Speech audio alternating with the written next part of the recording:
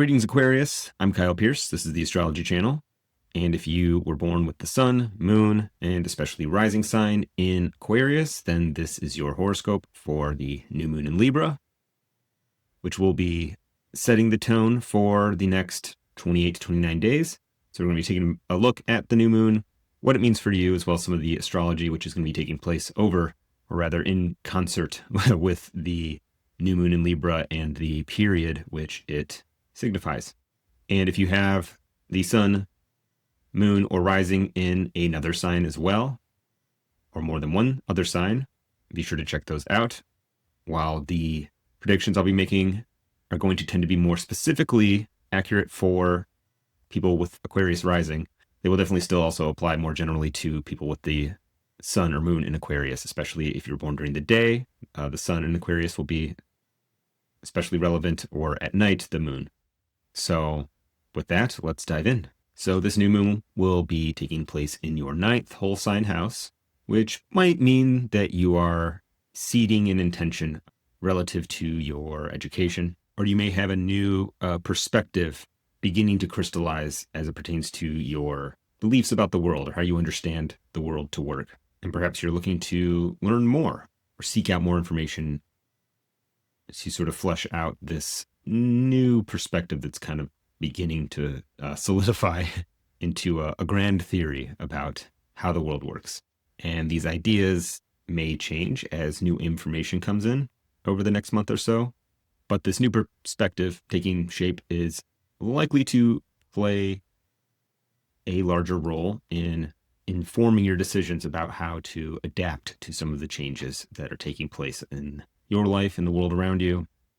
And you're going to be seeing how maybe some of these objective conclusions that you have been coming to are going to interact with some of the more emotional topics that are going to be coming up over the next couple months, really, because we're heading into a period that has a very strong emphasis on water.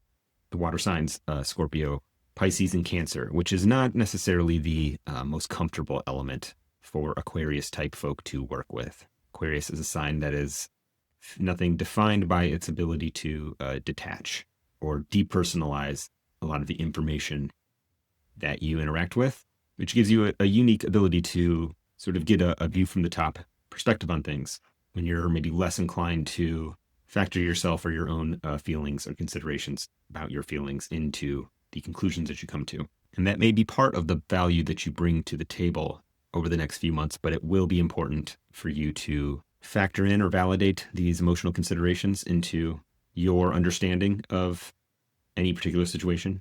But I think a lot of what's going to be coming up in this period is going to be showing up for you within the arena of your career.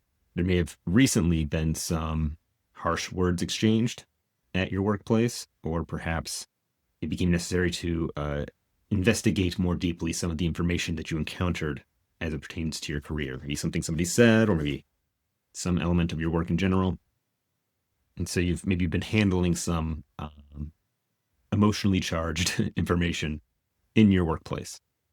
Perhaps what you do with that information, or how and if it gets shared or distributed to the right or wrong persons, it could be a bit of a bomb that gets dropped on people that could have a lot of impact. So you may be considering, what to do with this information, and are perhaps looking for ways to use it strategically or to strategize in response to it. And as Mercury leaves Scorpio towards the end of October, and then in early November stations retrograde and goes back into Scorpio, back into your 10th house, it's going to revisit and station direct at the same degree that this Mars-Mercury conjunction took place. So really paying attention to what kind of conversations were taking place around the 20th of October, whatever information you became privy to, maybe how you're acting on it now, that's going to be coming back around to be discussed or reevaluated in some way. And it's going to be part of this larger theme that's going on throughout the rest of October, into November, into early December, with this grand trine in water signs. And a lot of this is going to be related to financial security for you, which perhaps has been something on your mind in particular over the last year or so. The eclipses taking place on your 2nd house, 8th house axis. and it's you're trying to find ways to make the way that you go about supporting yourself more efficient, or you not waste so much energy or effort on your work or how you support yourself. You may have been feeling like you're not getting paid what you're worth, or you're not getting as much out of the effort that you're putting in. And so part of this period for you is going to be really reevaluating your expectations of what you should be getting paid, or how you should be getting compensated, or what you actually need to support yourself, whether or not, where you're getting it from, maybe your current job or your current position within your job is going to give that to you. And so you may be finding yourself having to get more information about, what sort of opportunities are available within your field.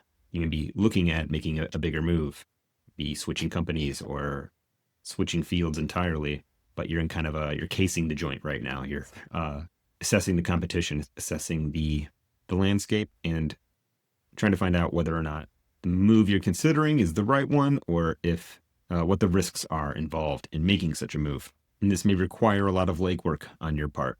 You may have to advocate for yourself a little more than you are accustomed to or comfortable with.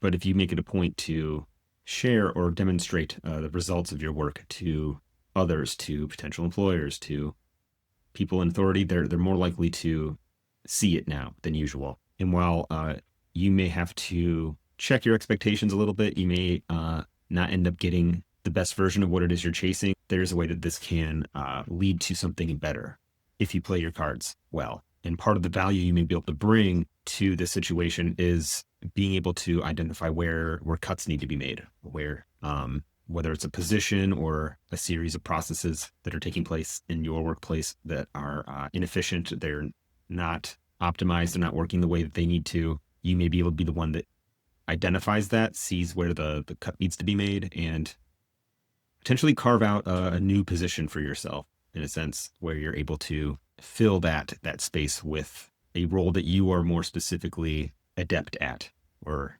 tailored to. It may come at the expense of others. Somebody may have to lose their position or get knocked back in order for this to happen. But being willing to be just a little bit ruthless, not, not cruel, is likely to serve you right now. If it's not you, it's, somebody else that's going to see the problem and be the solution. So you want to position yourself to be the one who's able to take advantage of the opportunity, right? So that's really all I have for you today, Aquarius. Thanks so much for tuning in.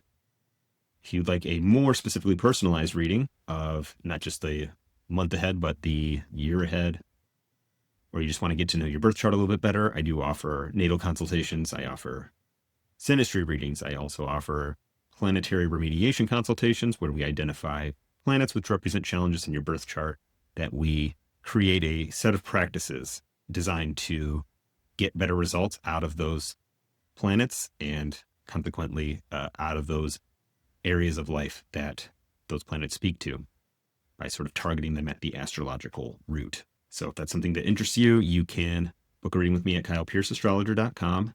And yeah, thanks for watching, Aquarius. Happy Halloween and good luck this month. Ta-ta for now.